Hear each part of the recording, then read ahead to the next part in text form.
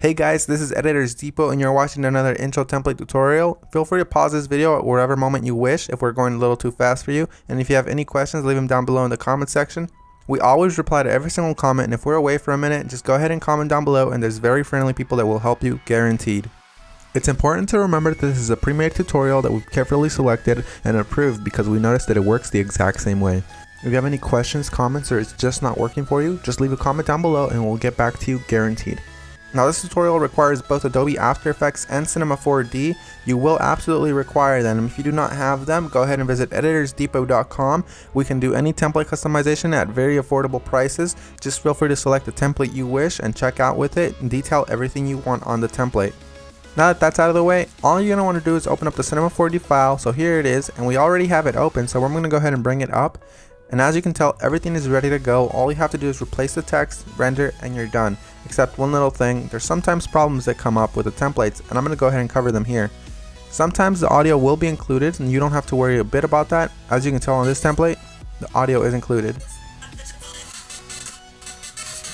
It's not a problem at all, and sometimes the font is not included. If it's not, all you want to do is of course look for the text layers. They will look a little like this. Select it, and then hit font. And select any font you wish. You can visit designerdepot.net for any font you wish. The first thing you want to do is of course modify one of the text layers. So here it says your. I'm going to go ahead and hover the text after I select it and replace it with editors. I'm going to do the same thing for the second layer behind that one. I'm going to hover the text and write editors. Now that that's done, I'm going to go ahead and render preview. And as you can see, it says editors, everything is 100% fine. You do the exact same thing for the bottom layers. I selected both at the same time. I'm going to replace it with Depot. Once I go ahead and render preview, it looks amazing and I'm happy with it. I'm 100% happy with the colors because it's red and Editors Depot is red. But if you're not happy with the colors, you can simply come down below, double click it, and make any modifications you wish. Whether it's make it green, make it blue, or blend it all together and make a little purple. I'm going to go ahead and keep it this way, and I'm going to go ahead and go to my render settings now.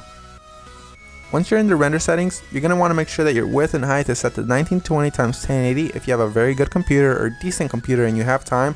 If you have a slow computer and you probably don't have that much time, you make sure you set it 1280 by 720. You want to make sure you tick all frames, and then you go to save.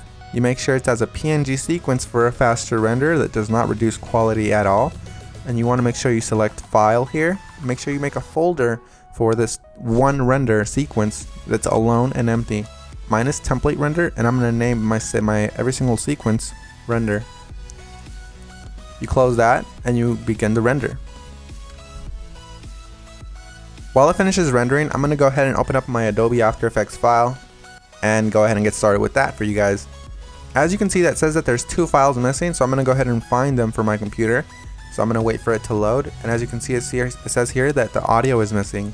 I'm going to go ahead and double click the file, and I'm going to find it for the computer. It should be included in the template, and if it's not included, we're sorry and we're going to do our best to try to help you, but if it's not, you can go ahead and include any audio you want.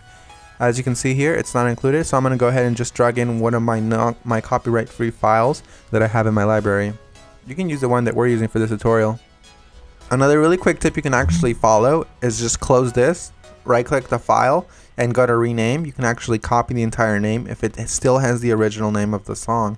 Then you go back to YouTube, you paste that there, and you download the file from there. You want to make sure it's copyright free and you're not breaking any laws though.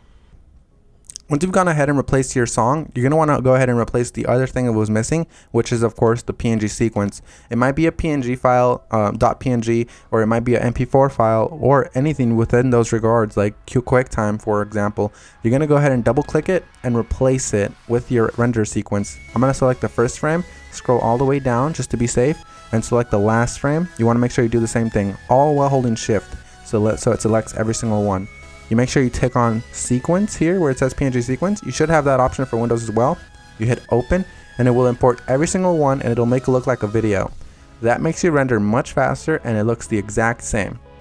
So we're 100% done. Assuming you have every single one of the plugins required, you're 100% done, and if you don't, you're going to have a black screen similar to this.